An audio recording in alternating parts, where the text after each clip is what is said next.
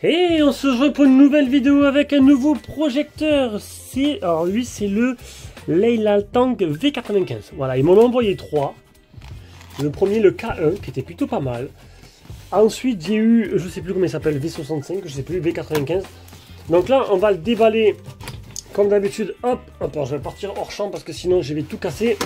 Il est gros, celui-là il est plutôt gros. Donc, on déballe, vous voyez un peu le contenu de la boîte, ensuite on parle des caractéristiques et le design.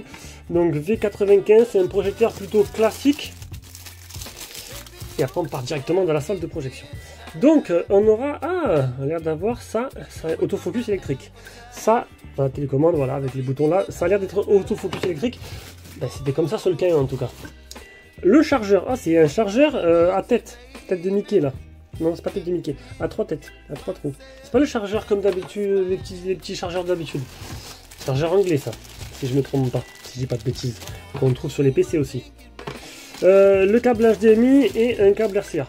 Voilà. Maintenant on va s'intéresser à la bête. Alors là on est sur un projecteur à l'ancienne, un gros projecteur.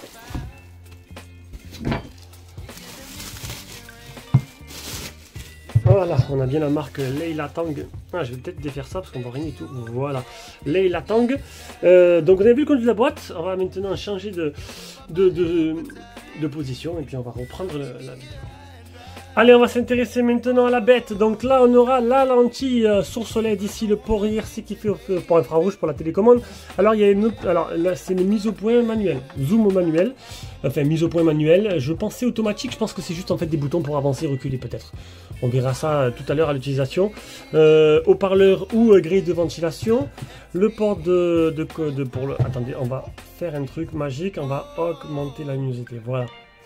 Le port pour le charger. Ici, on aura un petit filtre. Voilà, petit filtre qui se déclipse pour sortir à nettoyer. Que j'arrive pas à renfoncer. On reverra tout à l'heure. Le bouton power, assez rare sur un projecteur. Le port IR, 2 ports USB, un port AV, 2 ports HDMI. Oh, c'est bien. Un port casque, un port VGA. Alors là, c'est un niveau un peu plus élevé. Niveau tarif, à mon avis. Donc, c'est le 3e Leilatang que je reçois.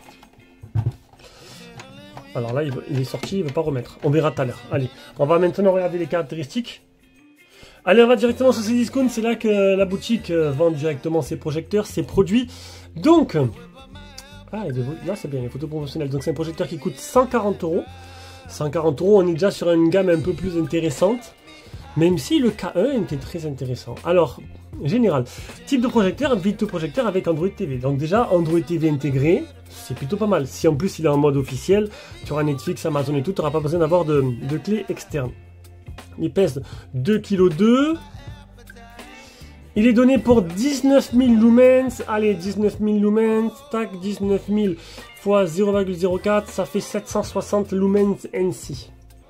Ça, c'est une donnée générale. Alors, pour la vidéoprojection, c'est entre 300 et 600 lumens.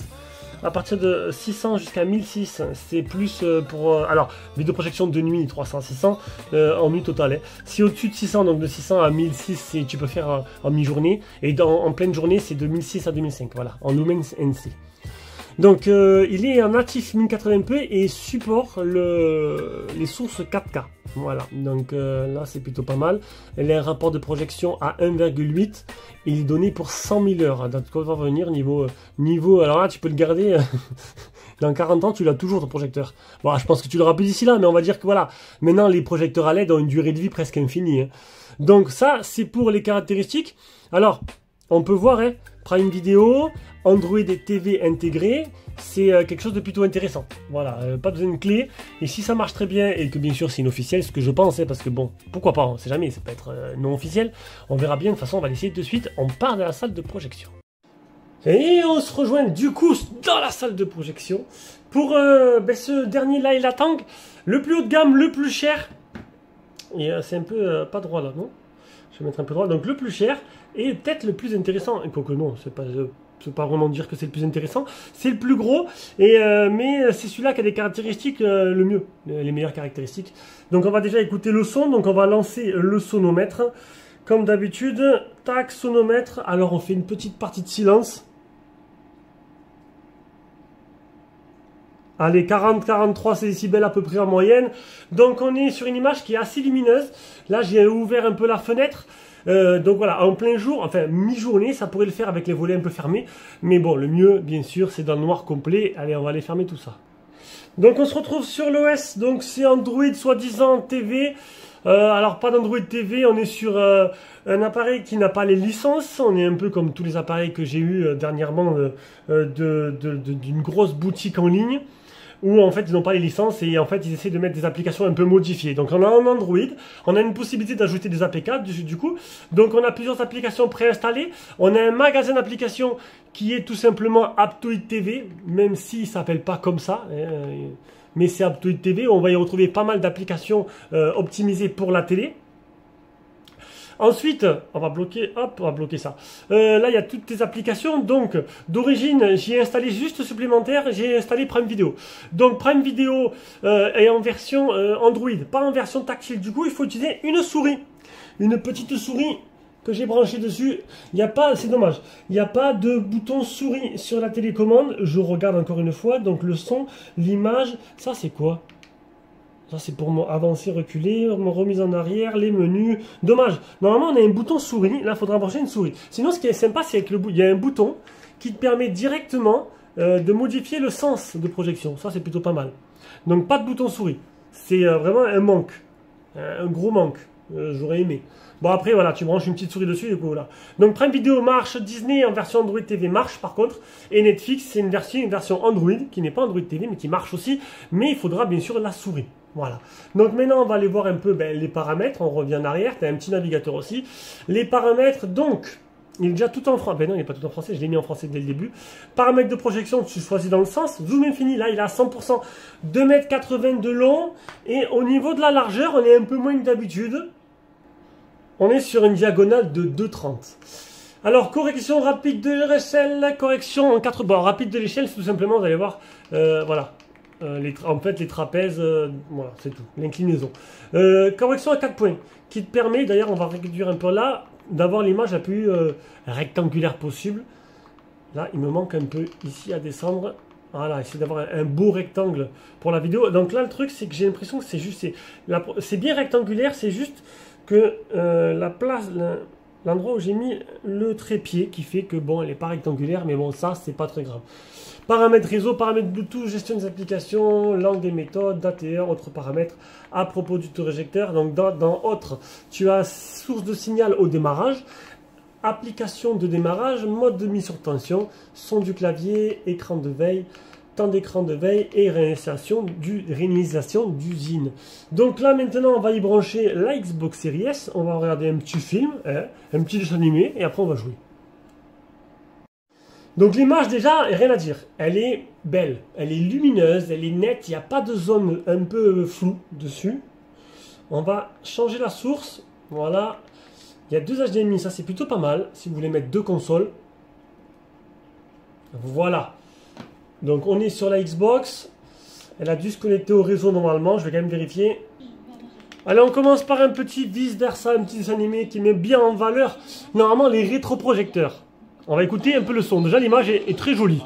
Très colorée, très jolie. Je vous présente Peur. Avec lui, Riley est en parfaite sécurité. Doucement, doucement, attention, on est bon. Non, on est bon. Merci, je l'ai fait pour devoir. C'est parti.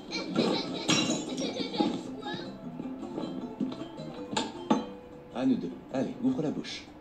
Tiens, c'est nouveau. Ça se mange, ça? Qu'est-ce que c'est? Vous avez remarqué, il n'y a pas de réglage de l'image. Non mais c'est quoi? C'est Elle, c'est des goûts. Elle est là pour empêcher Riley de s'empoisonner, physiquement et socialement. Donc voilà, je baisse un peu. Il n'y a pas de réglage d'image. Vous pouvez choisir standard, film, etc. C'est voilà, on a l'image que l'on a. Alors, il y a eu pour un modèle précédent la possibilité de régler, bon pas énormément, mais il y avait un mode utilisateur. Là, il n'y a pas de réglage, c'est dommage. Donc comme son petit frère, comme les trois, les latents que j'ai testés, la partie haut-parleur n'a pas été mise de côté. Ils se sont dit que il n'y a pas tout le monde qui a la possibilité d'avoir une solution alternative pour écouter le son. Du coup, le haut-parleur qui est inclus dedans est largement suffisant et pas besoin de mettre... voilà, après vous pouvez brancher bien sûr sur une source Bluetooth, une barre de son, ce que vous voulez, mais le haut-parleur interne fera largement l'affaire. Allez, on arrive à la partie jeu. On va regarder un peu l'input lag. Donc le premier Leila Tang, le K1, c'était... il y avait trop d'input lag si je ne me trompe pas. Ah non, je crois que j'ai pas pu tester. Le deuxième modèle était très bon. Et là, on est sur du très bon aussi. L'input lag est vraiment pas mal. Ça veut dire qu'en fait, tu pourras jouer à tes jeux favoris dans ta chambre, sur ton écran. C'est vrai que les derniers modèles que j'ai fait, pas de cette marque-là, hein, d'autres marques, avaient une super image qui était vraiment fait pour le home cinéma. Pour les jeux, c'était pas du tout ça. Là, c'est plutôt joli, c'est détaillé, il y a de belles couleurs, le son est bon, la luminosité est très bonne. Honnêtement, je valide ce projecteur. Pour 140 €, bon, c'est pas une vraie version d'Android TV, mais ça, voilà, c'est un détail. Tu branches une console dessus, tu mets tes comptes, et après, tu seras tranquille. Il n'y a pas besoin d'essayer de bidouiller un petit peu. Mais après, si tu n'as pas le choix, ben, tu feras avec. Par contre, il faudra investir dans une petite souris filaire ou sans fil avec un petit adaptateur. Bah, pas derrière, c'est vraiment pas gentil. Donc voilà. Donc on récapitule. Il accepte la 4K, il est Full HD natif, 40-43 décibels de son. Là, une fois que je vous parle, ça c'est atténué. Ouais, c'est à peu près un son normal hein, de la soufflerie du projecteur. Une belle image, une belle luminosité, un input lag réduit qui permet de pouvoir jouer tranquillement. Ce sera, voilà, rien à dire. Il correspond à toutes les attentes que j'attendrais d'un petit projecteur à ce tarif-là. Et je pense que c'est bon. Allez, bisous, ciao, ciao.